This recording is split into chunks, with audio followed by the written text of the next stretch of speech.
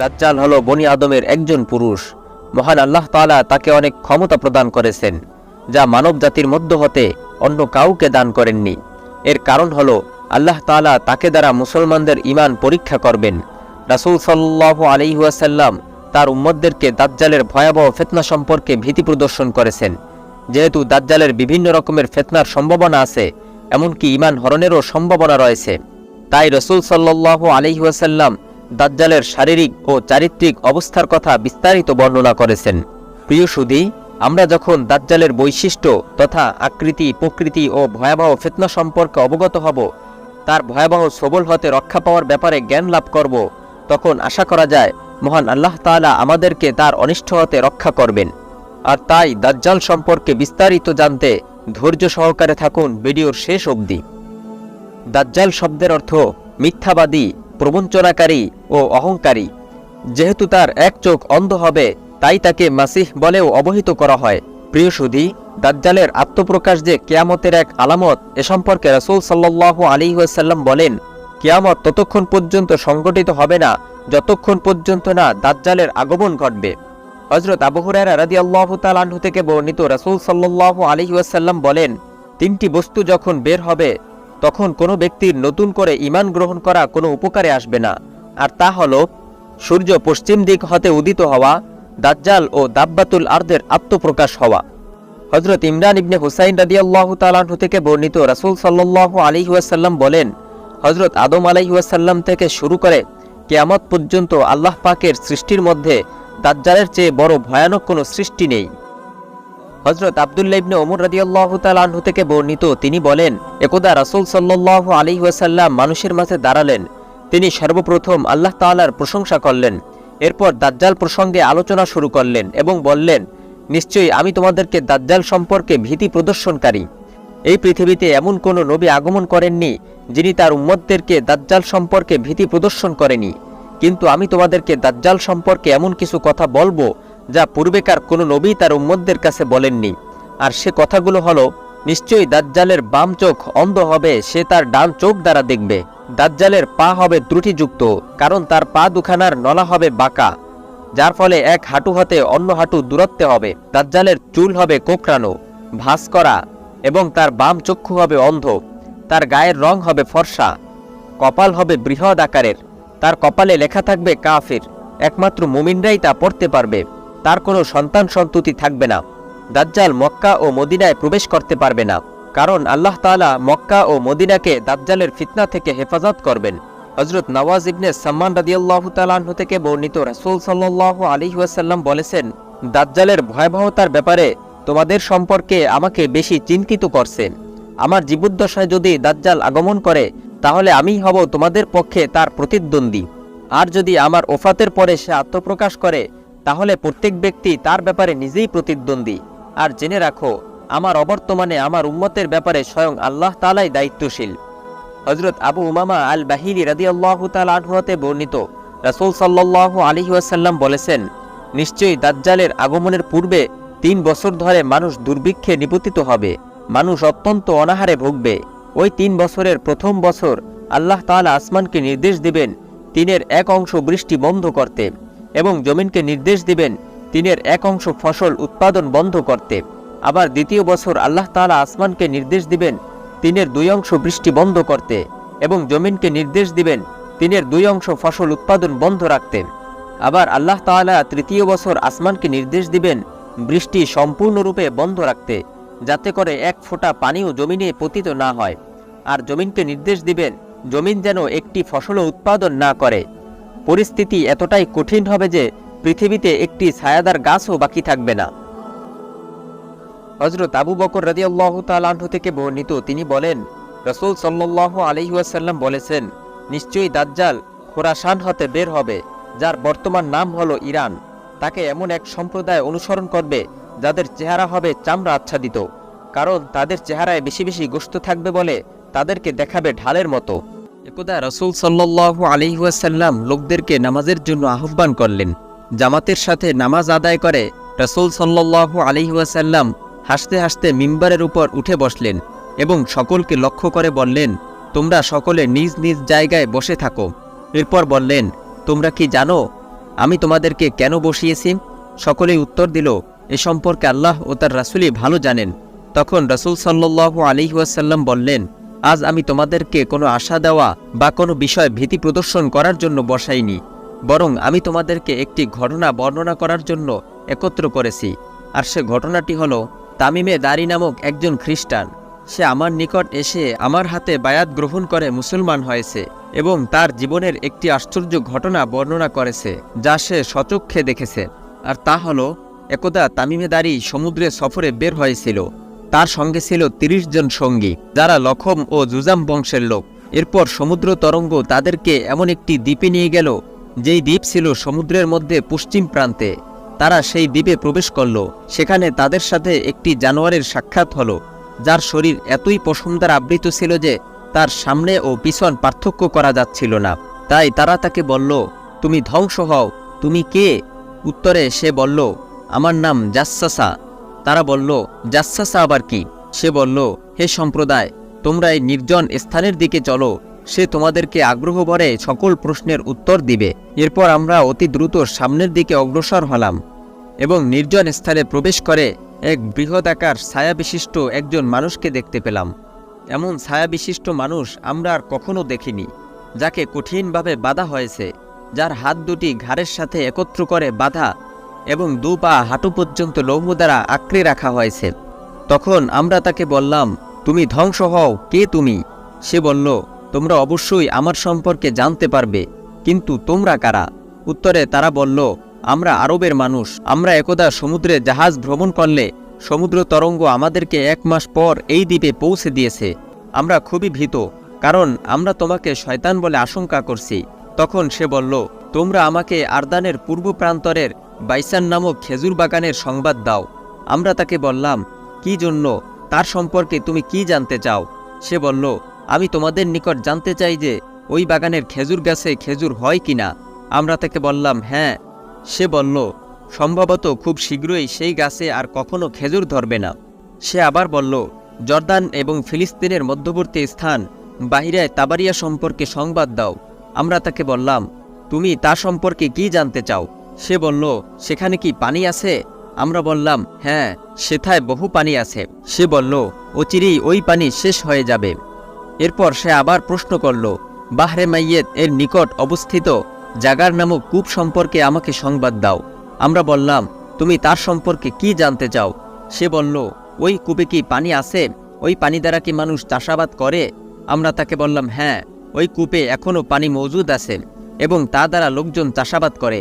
তখন সে বলল, তোমরা আমাকে উম্মি নবী সম্পর্কে সংবাদ দাও এবং সে কি করে। আমরা বললাম, সে ইতিপূর্বে মক্কায় আত্মপ্রকাশ করে মদিনায় আগমন করেছে। সে বলল, আরবরা কি তার সঙ্গে যুদ্ধ করেছে? আমরা বললাম, হ্যাঁ। সে বলল, তার সাথে মানুষ কিরূপ ব্যবহার করে? আমরা বললাম, সে যার সাথে সাক্ষাৎ করে সেই তার অনুসরণ করে। সে বলল, তাদের কল্যাণ হতো যদি তারা তার অনুসরণ করত। এখন আমি তোমাদেরকে আমার ব্যাপারে সংবাদ দিব। এরপর সে বলল, আমি হলাম দাজ্জাল, আমাকে অচিরেই বের হওয়ার জন্য নির্দেশ প্রদান করা হবে। এরপর আমি বের হয়ে সারা বিশ্বের প্রতিটি শহর, বন্দর, গ্রাম গঞ্জে 40 দিন রাত্রে প্রবেশ করব, শুধুমাত্র মক্কা ও মদিনা ছাড়া, কেননা তাতে প্রবেশ করা আমার জন্য হারাম। আর আমি যখন তার কোনো একটি শহরে তথা মক্কা বা মদিনায় প্রবেশ করার ইচ্ছা পোষণ করব, তখনই আমার সামনে খোলা তরবারিওয়ালা একজন ফেরেশতা বাধা দিবে। আর মক্কা ও মদিনার প্রতিটি শহর দ্বারে আল্লাহর ফেরেশতারা তরবারি হাতে নিয়ে পাহারায় নিয়োজিত থাকবে, যাতে করে আমি সেখানে প্রবেশ করতে না পারি। এরপর রাসূল সাল্লাল্লাহু আলাইহি ওয়াসাল্লাম তার হস্তদ্বয়কে কোমরের উপর রেখে বললেন, মদিনা পবিত্র।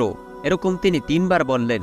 এরপর বললেন, এই সমুদ্র হলো সিরিয়ার সমুদ্র অথবা ইয়েমেনের সমুদ্র।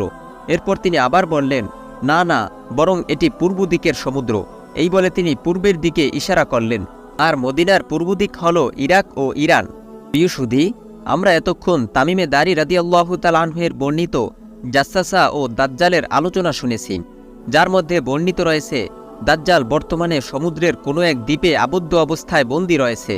সে রাসূল সাল্লাল্লাহু আলাইহি ওয়াসাল্লামের জীবদ্দশায়ও জীবিত ছিল, যার শারীরিক কাঠামো হল বৃহৎ আকারের, ভয়ানক, যাকে তামিমে দারি সহ 30 জন লোক সরাসরি দেখেছে এবং তাদের কথাবার্তা হয়েছে। বিভিন্ন বিষয়ে সে আলোকপাত করেছে নিজের পরিচয়ও তুলে ধরেছে এবং বলেছে অচিরেই সে বের হবে। এ কথায় কোনো সন্দেহ নেই যে দাজ্জালকে মহান আল্লাহ তাআলা অনেক ক্ষমতা প্রদান করবেন। তাই তার ক্ষমতার মোহে অনেক লোক তার অনুসরণ করবে, অনেক লোক তার ধোঁকায় পড়ে ভয়ে তার প্রতি আস্থাশীল হবে, অনেক লোক খাদ্যের অভাবে তার কাছ থেকে খাদ্য সংগ্রহ করার মোহে তার প্রতি ঈমান আনবে, বহু লোক তার ক্ষমতার ভয়ে তাকে খোদা হিসাবে মানবে। প্রিয় সুধী, আজ আমরা জানব দাজ্জালের ভয়াবহ ফিতনাসমূহ কি কি এবং ইহুদিরা কেন দাজ্জালের অনুসরণ করবে। তাই ধৈর্য ধরে থাকুন ভিডিওর শেষ অবধি। হযরত হুযায়ফাতুল ইয়ামান রাদিয়াল্লাহু তাআলা আনহু থেকে বর্ণিত, রাসূল সাল্লাল্লাহু আলাইহি ওয়াসাল্লাম বলেন, দাজ্জালের সঙ্গে জান্নাত ও জাহান্নাম উভয়ই থাকবে। তার জাহান্নামই হবে প্রকৃত জান্নাত আর তার জান্নাতই হবে প্রকৃত জাহান্নাম। রাসূল সাল্লাল্লাহু আলাইহি ওয়াসাল্লাম আরো বলেন, দাজ্জালের সাথে পানি ও আগুন থাকবে। তার আগুনই হবে প্রকৃত ঠান্ডা পানি আর তার পানি হবে প্রকৃত আগুন। একদা রাসূল সাল্লাল্লাহু আলাইহি ওয়াসাল্লাম হঠাৎ করে বলে উঠলেন, খালাসের দিন। সাহাবায়ে কেরাম প্রশ্ন করলেন, হে আল্লাহর রাসূল, খালাসের দিন আবার কি? নবীজি এভাবে 3 বার বললেন। সাহাবায়ে কেরামও 3 বার প্রশ্ন করলেন যে খালাসের দিন কি? তখন নবীজি বললেন, দাজ্জাল আসবে এবং উহুদ পাহাড়ে আরোহণ করবে। এরপর মদিনার দিকে তাকিয়ে তার সাথীদেরকে লক্ষ্য করে বলবে, তোমরা কি কসরা আবিয়াদ অর্থাৎ মসজিদে নববী দেখো না? এই হলো নবী মুহাম্মদের মসজিদ। এরপর সে মদিনায় প্রবেশ করার জন্য আসবে, কিন্তু মদিনার প্রতিটি প্রবেশদ্বারে ফেরেশতা খোলা তরবারি হাতে নিয়ে প্রহরায় রত থাকবে। এরপর সে সমতল লবণাক্ত ভূমিতে আসবে এবং সেখানে তার তাঁবু গাড়বে। এরপর মদিনা 3 বার কম্পন করবে, যার ফলে মদিনায় করে কাফের, মুনাফিক ও ফাসিক বাকি থাকবে না, বরং তারা সকলেই মদিনা হতে বের হয়ে দাজ্জালের নিকট চলে যাবে। আর এই দিনটি খালাসের দিন বলা হয়, কারণ এই দিন মদিনা মুনাফিক ও ফাসিক হতে খালাস বা মুক্তি পাবে। রাসূল সাল্লাল্লাহু আলাইহি ওয়াসাল্লাম বলেন, দাজ্জালের সাথে 2টি প্রবাহমান নদী থাকবে, একটি সাদা পানির ঝর্ণার মতো, অন্যটি দেখতে দাউ দাউ করে আগুন জ্বলার ঝর্ণার মতো। তবে মানুষ যা পানি হিসেবে দেখবে তা হবে প্রজ্বলিত আগুন। পক্ষান্তরে মানুষ যে প্রজ্বলিত আগুন দেখতে পাবে তা হবে ঠান্ডা মিষ্টি সুস্বাদু পানি। এতপর তোমাদের মধ্যে হতে যেই ব্যক্তি দাজ্জালকে পাবে সে যেন আগুনের ঝর্ণাকেই গ্রহণ করে, কেননা সেটা হবে সুমিষ্ট পানি। হযরত নওয়াজ ইবনে সামান রাদিয়াল্লাহু তাআলা আনহু থেকে বর্ণিত, রাসূল সাল্লাল্লাহু আলাইহি ওয়াসাল্লাম বলেছেন, দাজ্জাল কিছু মানুষের নিকট আসবে এবং তাদেরকে তার দিকে আহ্বান করবে। কিছু মানুষ তার প্রতি বিশ্বাস স্থাপন করবে। এরপর দাজ্জাল আসমানকে নির্দেশ দিবে বৃষ্টি বর্ষণের জন্য। ঠিক তখন আসমান হতে বৃষ্টি বর্ষিত হবে এবং জমিনকে সে নির্দেশ দিবে ফসল ফলানোর জন্য। জমিন তখন প্রচুর পরিমাণ ফসল ফলাবে। এরপর দাজ্জাল অন্য আরো এক সম্প্রদায়ের নিকট আসবে এবং তাদেরকে তার প্রভুত্ব স্বীকার করার জন্য আহ্বান করবে, কিন্তু তারা তাকে অস্বীকার করবে। ফলে তাদের ফসলি জমিন যা ছিল তা অনুর্বর হয়ে যাবে, তাতে করে ফসল হবে না, ফসলি জমিন ফসলহীন হয়ে যাবে। দাজ্জাল বিরান ভূমিতে চলাফেরা করবে এবং ওই জমিনকে বলবে, তুমি তোমার সকল ধন ভাণ্ডার বের করে দাও। ফলে ওই জমিন তার সকল গুপ্তধন বের করে দেবে। দাজ্জাল কোনো এক ব্যক্তিকে বলবে, হে বেদুইন, আমি যদি তোমার মৃত পিতামাতাকে জীবিত করে তোমার সামনে উপস্থিত করি, তবে তুমি কি আমার উপর ঈমান আনবে? তখন বেদুইন বলল, হ্যাঁ, অবশ্যই আনবে। তখন দাজ্জালের হুকুমে 2টি শয়তান তার পিতামাতার আকৃতি ধারণ করে ওই বেদুইন ব্যক্তিকে বলবে, হে বৎস, তুমি দাজ্জালের অনুসরণ করো, নিশ্চয়ই সে আমাদের প্রভু। একদা দাজ্জাল একজন যুবককে ডেকে লোকসম্মুখে হত্যা করবে এবং তাকে তরবারি দ্বারা 2 টুকরো করে ফেলবে।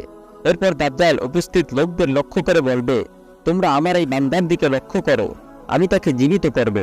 অথচ সে দাবি করবে যে আমি ছাড়া তার অন্য একজন প্রভু রয়েছেন। এরপর দাজ্জাল ওই হত্যাকৃত 2 ভাগে বিভক্ত ব্যক্তিকে লক্ষ্য করে বলবে, ওহে, তুমি জীবিত হও। তখন সে জীবিত হবে, অথচ তাকে মহান আল্লাহ তাআলাই জীবিত করবেন।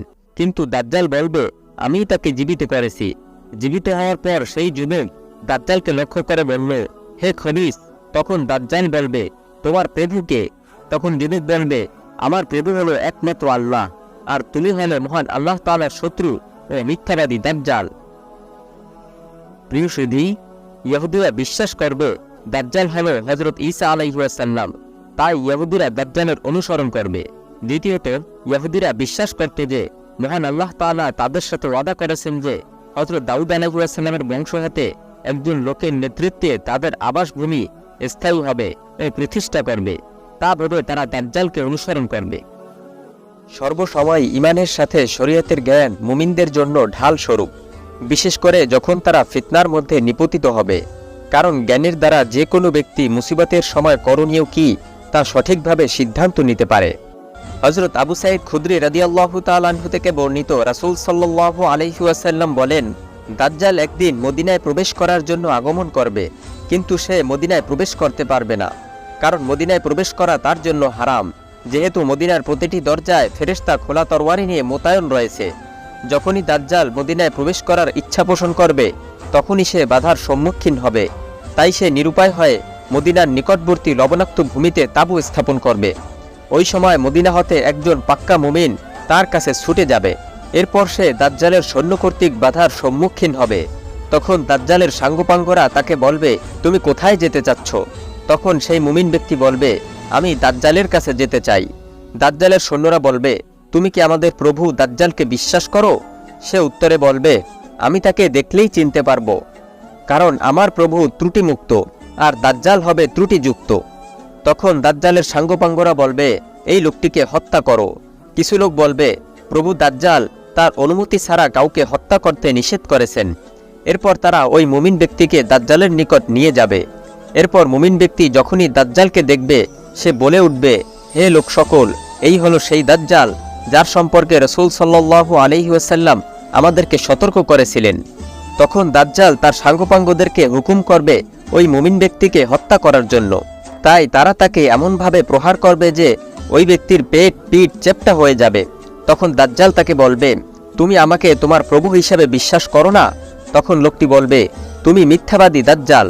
তখন দাজ্জাল তার সাঙ্গপাঙ্গদেরকে বলবে, এই লোকটিকে দুই অংশে চিরে বিভক্ত করে ফেলো। ফলে তারা তাকে লম্বাভাবে দুই ভাগে বিভক্ত করে ফেলবে। এরপর দাজ্জাল ওই দুই টুকরার মাঝে অহংকার করে হাঁটবে। এরপর ওই হত্যাকৃত দুই ভাগে বিভক্ত লোকটিকে বলবে, তুমি উঠে দাঁড়াও। জীবিত হয়ে লোকটি দাজ্জালকে লক্ষ্য করে বলবে, তুমি মিথ্যাবাদী কাফের। এখন তোমার সম্পর্কে আমার আরও বেশি বিশ্বাস হয়েছে যে তুমি কাফের মিথ্যাবাদী দাজ্জাল।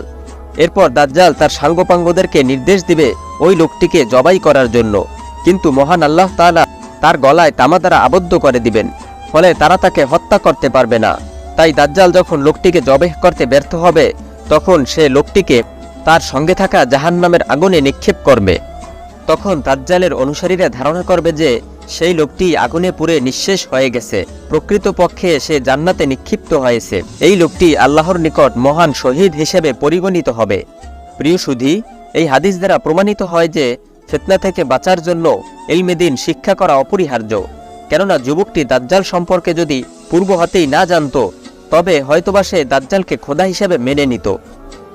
হযরত ইমরান ইবনে হুসাইন রাদিয়াল্লাহু তাআলা আনহু থেকে বর্ণিত, তিনি বলেন, রাসূল সাল্লাল্লাহু আলাইহি ওয়াসাল্লাম বলেছেন, যেই ব্যক্তি শুনবে যে দাজ্জাল বের হয়েছে, তার প্রধান কর্তব্য হলো সে দাজ্জাল হতে আত্মগোপন করে দূরে থাকবে, কখনো তার নিকটবর্তী হবে না। যদি কোনো ব্যক্তি ধারণা করে যে সে শক্তিশালী ঈমানদার, তবুও যেন সে দাজ্জালের নিকটবর্তী না হয়। কেননা যেই ব্যক্তি দাজ্জালের নিকটবর্তী হবে এবং নিজেকে মুমিন ধারণা করবে, হতে পারে সে দাজ্জালের জাদু দেখে তাকে খোদা হিসেবে মান্য করবে। আর দাজ্জালের জাদু হলো মৃতকে জীবিত করা, জান্নাত জাহান্নামকে দেখানো, বৃষ্টি বর্ষণ করা, জমিন উর্বর করা, আবার ফসলি জমিনকে অনুর্বর করা। অন্য বর্ণনায় নবীজি বলেন, মানুষেরা যেন অবশ্যই দাজ্জালের ভয়ে পাহাড়ে আশ্রয় নেয়। দাজ্জালের চক্ষু হবে অন্ধ। পক্ষান্তরে মহান আল্লাহ তাআলা হলেন চক্ষুষ্মান, তিনি সকল দোষ ত্রুটি হতে সম্পূর্ণ পুত ও পবিত্র। হযরত আবু দারদা রাদিয়াল্লাহু তাআলা আনহু থেকে বর্ণিত, রাসূল সাল্লাল্লাহু আলাইহি ওয়াসাল্লাম বলেছেন, যেই ব্যক্তি সূরা কাহাফের প্রথম 10 আয়াত মুখস্থ করবে, সে দাজ্জালের ফিতনা হতে রক্ষা পাবে। হযরত নওয়াজ ইবনে সাম্মান রাদিয়াল্লাহু তাআলা আনহু থেকে বর্ণিত, রাসূল সাল্লাল্লাহু আলাইহি ওয়াসাল্লাম বলেছেন, যেই ব্যক্তি দাজ্জালের আগমনের সময় জীবিত থাকবে, সে যেন সূরা কাহাফের প্রথম 10 আয়াত তেলাওয়াত করে। কারণ এই 10 আয়াতের মধ্যে মহান আল্লাহ তাআলা আসহাবে কাহাফ সম্পর্কে আশ্চর্যজনক ঘটনা বর্ণনা করেছেন এবং তাদেরকে পরিত্রাণের কথাও বলেছেন। হযরত আবু সাঈদ খুদরি রাদিয়াল্লাহু তাআলা আনহু থেকে বর্ণিত, রাসূল সাল্লাল্লাহু আলাইহি ওয়াসাল্লাম বলেছেন, যেই ব্যক্তি সূরা কাহাফ সম্পূর্ণ তেলাওয়াত করবে, এরপর তাকে যদি দাজ্জাল পেয়েও বসে, তবুও তার উপর কোনো বল প্রয়োগ করতে পারবে না এবং দাজ্জাল তাকে বিন্দুমাত্র ফিতনায় ফেলতে পারবে না। আর যারা মক্কা ও মদিনায় অবস্থান করবে তারাও দাজ্জালের ভয়াবহ ফিতনা হতে রক্ষা পাবে। আর যেই ব্যক্তি নামাজ শেষ করে এই দোয়া পাঠ করবে সেও দাজ্জালের ফিতনা হতে রক্ষা পাবে।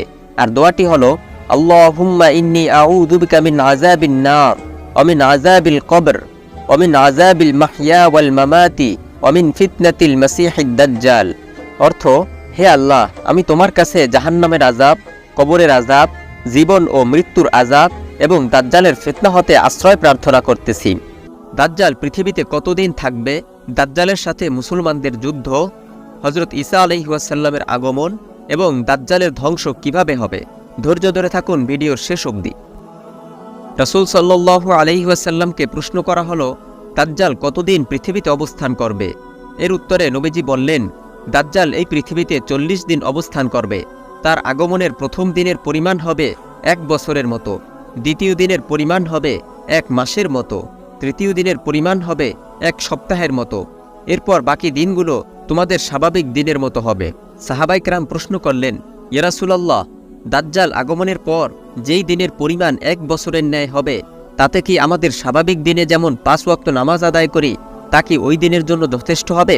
উত্তরে নবীজি বললেন, 5 ওয়াক্ত নামাজ ওই দিনের জন্য যথেষ্ট হবে না, বরং সেই দিনে তোমরা তোমাদের স্বাভাবিক দিনে যেমন সময়ের ব্যবধানে নামাজ আদায় করো, তেমনি ওই দিনে ওই পরিমাণ সময় নির্ধারণ করে ধারাবাহিকভাবে নামাজ আদায় করতে থাকবে। হযরত আবু হুরায়রা রাদিয়াল্লাহু তাআলা আনহু থেকে বর্ণিত, রাসূল সাল্লাল্লাহু আলাইহি ওয়াসাল্লাম বলেন, দাজ্জাল মদিনার দ্বার প্রান্তে এসে এবং মদিনার বাহিরে ফিতনা সৃষ্টি করবে এবং মদিনায় প্রবেশ করার ক্ষেত্রে বাধার সম্মুখীন হবে, ফলে সে মদিনায় প্রবেশ করতে পারবে না। এরপর সে বাইতুল মুকাদ্দাসের দিকে ফিরে যাবে। তখন মুসলিমদের নেতা মুসলিম সৈন্যদেরকে লক্ষ্য করে বলবে, তোমরা এই সীমালঙ্ঘনকারীর ব্যাপারে আর সুযোগ দিও না, হয়তো তোমরা তাকে হত্যা করবে, নয়তো তোমরা শহীদ হয়ে মহান আল্লাহর সাথে সাক্ষাৎ করবে, অথবা তোমরা বিজয়ী হবে। তখন মুসলমানরা দাজ্জালের সাথে যুদ্ধ করার জন্য প্রস্তুতি গ্রহণ করবে। যুদ্ধ প্রস্তুতি শেষে তারা যখন যুদ্ধের জন্য একত্রিত হয়ে দামেস্কের মসজিদে ফজরের নামাজ আদায় করবে, তখন হযরত ঈসা আলাইহিস সালাম দামেস্কের পূর্ব দিকে 2টি রঙিন কাপড় পরিহিত অবস্থায় 2 জন ফেরেশতার ডানার উপর ভর করে শুভ্র মিনারার কাছে অবতরণ করবেন। তার মাথা হতে পানির ফোঁটা ঝরতে থাকবে, আর যখন তিনি মাথা উঠাবেন তখন তার থেকে যেন মণিমুক্তা ঝরতে থাকবে। যদি কোনো কাফের তার সুবাস নিয়ে থাকে তবে সে তখন মারা যাবে, কিন্তু কোনো কাফের তখন তার চক্ষু সীমানার ভিতরে থাকবে না। ঈসা আলাইহিস সালাম যখন অবতরণ করবেন তখন মুসলমানরা নামাজের জন্য প্রস্তুতি গ্রহণ করবে। মুসলমানদের ইমাম তথা হযরত ইমাম মাহদী আলাইহিস সালাম ফজরের নামাজের ইমামতির স্থান হযরত ঈসা আলাইহিস সালামের সম্মানে ত্যাগ করার ইচ্ছা পোষণ করবেন। যেহেতু ইমাম মাহদী আলাইহিস সালামের থেকে হযরত ঈসা আলাইহিস সালাম সম্মানিত, তাই তিনি চাইবেন সম্মানিত ব্যক্তিকে সামনে দিতেন। তখন হযরত ঈসা আলাইহিস সালাম ইমাম মাহদী আলাইহিস সালামের কাঁধের উপর হাত রেখে বলবেন, সামনে অগ্রসর হন এবং নামাজের ইমামতি করুন, যেহেতু আপনার ইমামতির জন্যই একামত দেওয়া হয়েছে। প্রিয় সুধী, উম্মতে মুহাম্মদের মর্যাদা হল রাসূল সাল্লাল্লাহু আলাইহি ওয়াসাল্লামের একজন উম্মত ইমাম মাহদী হযরত ঈসা আলাইহি ওয়াসাল্লামের ইমামতি করাবেন। নামাজ সমাপ্ত করে হযরত ইমাম মাহদী আলাইহি ওয়াসাল্লাম তার স্থান হতে সরে যাবেন। ঈসা আলাইহি ওয়াসাল্লাম তখন বলবেন, দরজা খুলে দাও। যখন ওই দরজা খোলা হবে তখন সেখান থেকে দেখতে পাবেন দাজ্জাল সহ 70,000 ইহুদি, যাদের প্রত্যেকেই তরবারি সহ যুদ্ধ পোশাক পরিহিত অবস্থায় এবং প্রত্যেকের মাথায় মুকুট থাকবে। এরপর যখন দাজ্জাল হযরত ঈসা আলাইহিস সালামের দিকে দৃষ্টিপাত করবে তখন দাজ্জাল সেইভাবে বিগলিত হয়ে যাবে যেমনিভাবে বিগলিত হয়ে যায় লবণ পানির সাথে, তাই দাজ্জাল ওখান হতে পালিয়ে যাবে। এরপর হযরত ঈসা আলাইহিস সালাম বাবে লুদ নামক স্থানে দাজ্জালকে ধরবেন। আর বাবে লুদ হল বর্তমানে যেখানে ইহুদিরা ফিলিস্তিনে সৈন্যদের অবস্থানের জন্য কেন্দ্র বা দুর্গ তৈরি করেছে। এরপর হযরত ঈসা আলাইহিস সালাম তার নিজ হাতের ছুরি দিয়ে দাজ্জালকে হত্যা করবেন। এরপর দাজ্জালের সঙ্গে থাকা ইহুদিদেরকেও হত্যা করবেন, এমনকি একটি ইহুদিও পালিয়ে বাঁচতে পারবে না। কোনো ইহুদি যদি কোনো পাথর, গাছ অথবা কোনো জড় পদার্থর কাছে গিয়ে আশ্রয় নেয় তখন সেই জড় পদার্থের জবান খুলে যাবে আর বলবে, হে মুসলিম সৈনিক, আমার কাছে একজন ইহুদি আছে, তাকে হত্যা করো, শুধুমাত্র গারকাত গাছ ব্যতীত। প্রিয় সুধী, আপনারা জানলে আরও বেশি অবাক হবেন যে বর্তমান সময়ে ইহুদিরা গারকাত গাছ লাগানোর পিছনে প্রচুর পরিমাণ অর্থ ব্যয় করতেছে। আজ এ পর্যন্তই। আমাদের চ্যানেলে নতুন হয়ে থাকলে সাবস্ক্রাইব করার অনুরোধ রইল। ভিডিওটি ভালো লাগলে লাইক, কমেন্ট ও শেয়ার করে অন্যদের দেখার সুযোগ করে দিন। আসসালামু আলাইকুম ওয়া রাহমাতুল্লাহ।